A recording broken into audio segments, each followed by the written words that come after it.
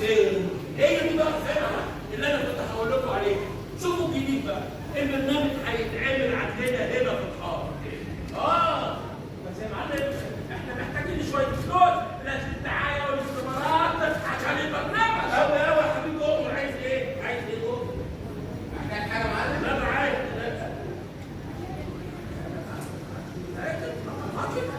مليون جنيه بس.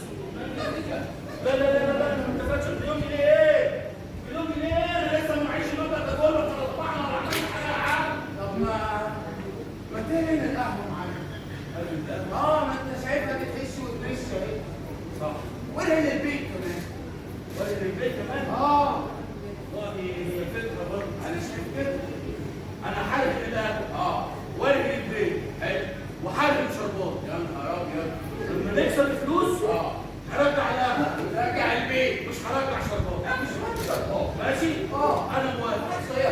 طب القهوه والبيت يجيبوا لهم قد ايه كده؟ القهوه والبيت يحملوا تكسرهم.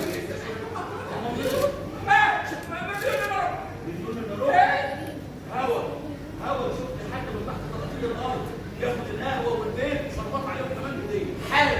بصوا